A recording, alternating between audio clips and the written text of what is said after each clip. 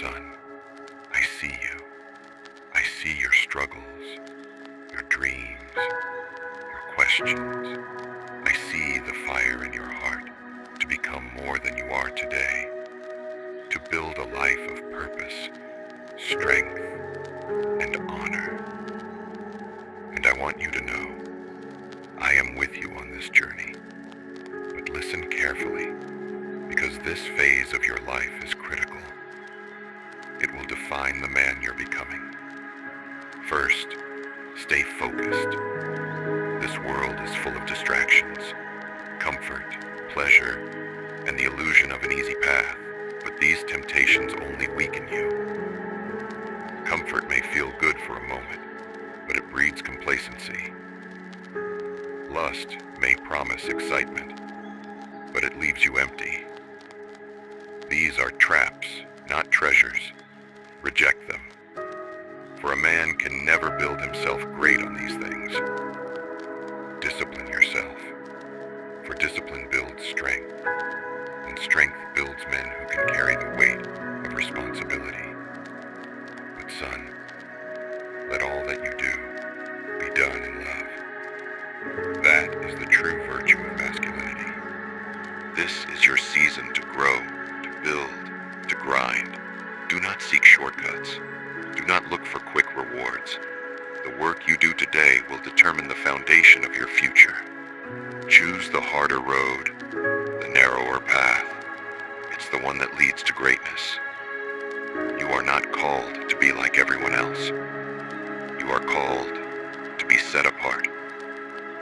Seek me, son, not the approval of others, not the fleeting pleasures of this world. I am your strength when you feel weak, your guide when you feel lost, and your peace when life feels overwhelming. In this season, I am refining you, shaping you into the man I've created you to be.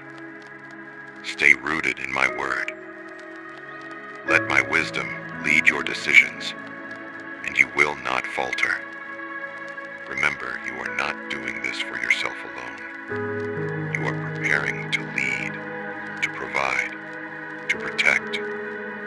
The man you are becoming will one day carry others, your family, your community, those who will look to you for guidance. But first, you must master yourself. A ship only survives the stormy currents of the waves when it's built strong and operated by a skilled captain. Whatever you do, work at it with all your heart, as working for the Lord, not for human masters. Colossians 3:23. Pursue your work with diligence, and for God's glory. Your work will become an act of worship. Son, this means that whatever you're pursuing to do must have a righteous purpose. Whether you want to become a lawyer, doctor, artist, farmer, or craftsman, your work should be done justly. And with the money you make, connections you build, resources that you acquire, you should be able to help those in need without hope of it being returned. That is how you reflect my glory. So what if it takes a year? It will pass, whether you do it or not. But son, be warned. For every wrongdoing, whether it's laziness, procrastination, or wickedness that you decide to do, I don't want you blaming the devil for everything, because at the end, it was you who in all awareness pursued them. The only thing to account is that you got weak, and that is something you must accept and change. I have built you in my own image. You are the perfect rendition of me in flesh. Now make yourself a holy and remarkable man. I see the conflict you face in this modern age, where the values of the world seem to clash with the truth I have given you. The hatred society shows toward Christians is not new. It is the same rejection my son experienced when he walked the earth. The world loves its darkness because it allows them to avoid the light that exposes their sin. My truth is unchanging, and that makes it uncomfortable for a culture obsessed with personal freedom, subjective morality, and self-centered living. They call it progress, but often it is just rebellion against my design. When you stand for my truth in a world that rejects it, you become a reminder of the standard they refuse to acknowledge. This is why they mock you, cancel you, and label your faith as outdated or hateful. They fear the light of truth you carry. Modern society seeks to redefine what is right and wrong, creating a version of morality that suits its desires, rather than aligning with my eternal word. This is why they despise Christians, who hold fast to what I have established. When you refuse to bow to their shifting standards, they accuse you of intolerance, bigotry, and hate, not realizing that your commitment to truth is rooted in love. Love for me, and love for their souls. They reject your faith because it challenges their idols, power, pleasure, and pride. But remember, this rejection is not about you. It's about me, just as they hated my prophets and my son. They will hate those who follow me because my word is a mirror that reveals their need for repentance, and in their pride, they resist it. Do not be surprised by the hostility you face, for I told you it would happen. The world cannot tolerate my truth because it demands accountability, self-denial, and submission to something greater than themselves. In this modern society, people want to be their own gods, create their own truths, and live without limits. You, as my followers, represent a kingdom that contradicts their way of life.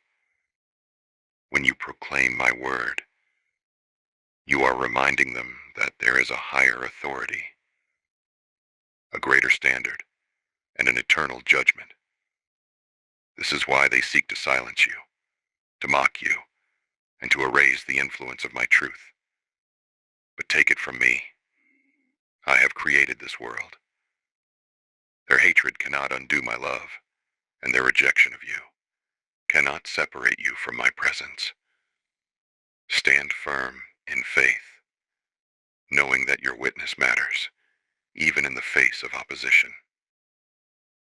Do not be deceived by the voices telling you that everything is relative, that you can create your own truth, or that morality changes with the times. I am the same yesterday, today, and forever, and so is my word. The culture around you may shout that self is king, that feelings determine reality, and that boundaries are oppressive. But I know the hearts of men and women, and I see where this path leads to chaos, selfishness, and despair. I have given you a better way, a way that brings order, peace, and purpose. It is not an easy path, but it is the one that leads to life. Trust me, and resist the urge to bend under the weight of cultural trends that will fade as quickly as they came. You are called to be set apart, holy as I am holy, and that means rejecting the influences that contradict the truth.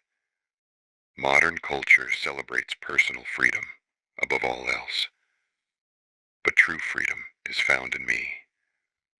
When you abide in my word, you are free from the bondage of sin. The world's definition of freedom often leads to enslavement.